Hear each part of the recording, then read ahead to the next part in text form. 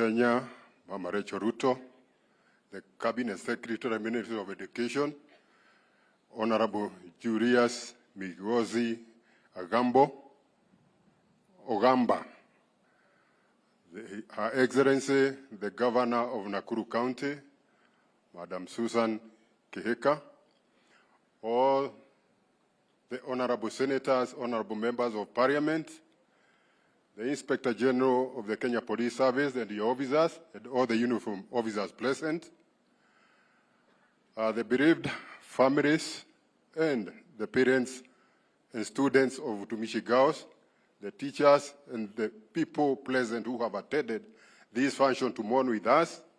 I want to take this opportunity on my own behalf, on my family, and the members of the BUM, which has already been dissolved, to convey my sincere condolences to the family, friends, relatives, and the fraternity of the Utumishi girls. Our condolences following the death of our students who perished in this unfortunate incident. From that, I would like to say I have been seeing a lot in the social media talking about the school. They don't know how it started, but they were being told that the school was started by Edward Mbugua. That is true. I'm the one called Edward Mbugua. The school started, we started in 2018. I was in my first year as the Deputy Inspector General of the Kenya Police Service. I came for a prize giving day in July at Utumishi Boys. When I was there, one of the parents challenged us. He asked us, "You policemen, do you only give birth to boys and not to girls? Why did you build a school for the boys and you forgot about the girls?"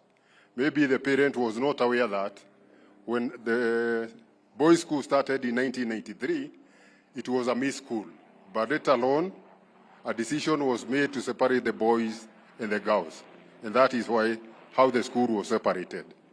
So I challenge the parent, if you are ready for us to build a school for the girls, I'm ready to read in starting the school.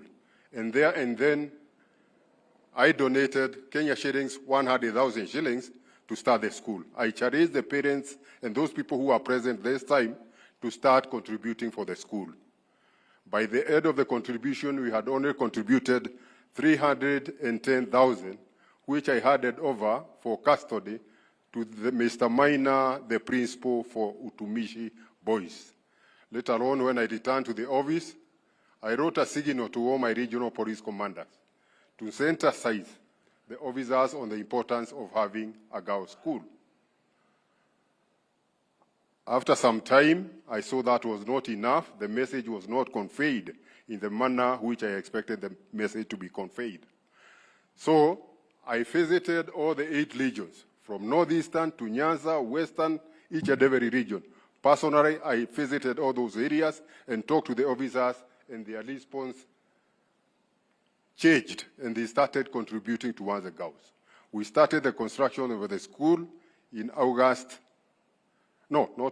September 2018.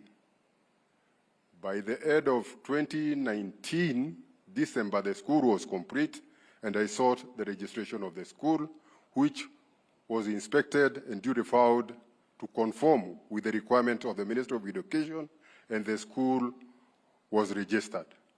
So we had our first intake in 2020, and we enlisted 96 girls that particular time. That's how the school started. After that, there were questions on how the dormitory which was set on fire was named after my daughter. Yes, it is true, it is named after her.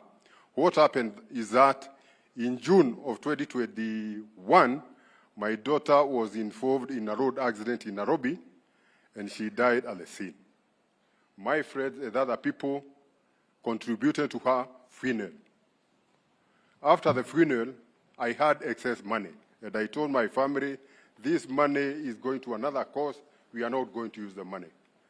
So during a Harambee, I donated 10 million shillings, part of which was my contribution, and part was the funds which were meant for the funeral of my daughter. I think I have made that clear. So those who have been asking what happened, That is exactly what happened. The next thing I want to say is that we should consider, I'm not aware why a decision was made that the students should learn as a mixed school from standard grade 1 up to grade 9. But when to go to grade 10, they are separated. After that, they finish grade 12. When they go to the university, once again, they come together. Even at home, we don't separate boys and girls. If you have both, you keep in the same home. So we should consider why there is that idea of separating the girls and the boys. Me, myself, I would recommend that they should be trained together. The other thing I ask, and I don't think, maybe very few people, not more than 10 of them, who do not bear the blame of what happened. Not necessarily at Utumishi girls, even in other schools where we have had these things. Because myself, I'm to blame. I started the school, and this is why this thing happened. The BOM of the school was also to blame. Why?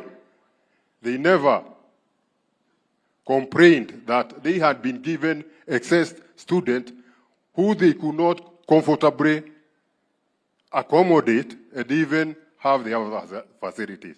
We never complained, even though we are told. And also you, I'm challenging you, when you are told that there should be 100% transition from junior secondary to senior secondary. I don't think there is anybody, including our members of parliament, who petitioned the government to give them time so that we could build enough classrooms, enough dormitories to accommodate our children. So, even the clergy, you are still there. And even I can also blame you, you are the people who started boarding schools and even schooling. Was it not started with the missionaries? Bishop, am I speaking the truth? Yeah, so everybody here is to blame for what is happening.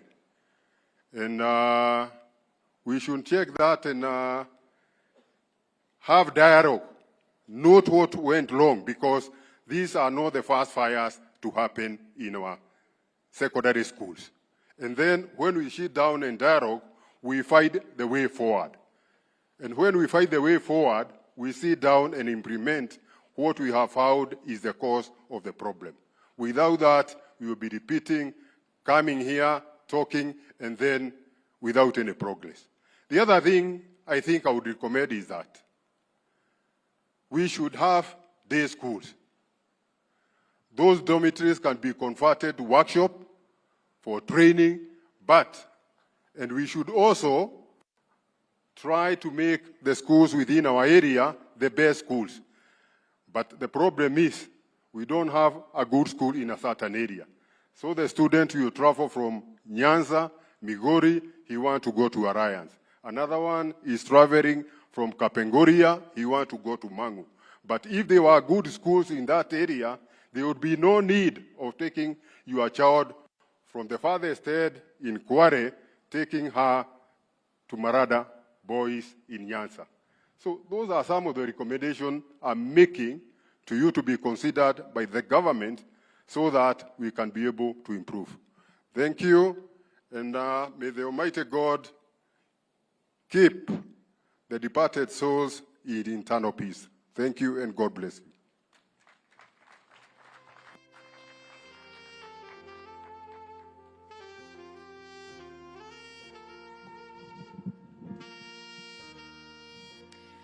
At this point, I would like to invite Bwana Eliud Lagat, the school patron, to give his remarks.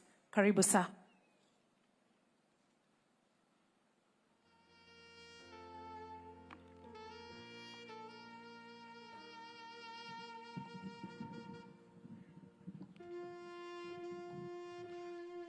Your Excellency,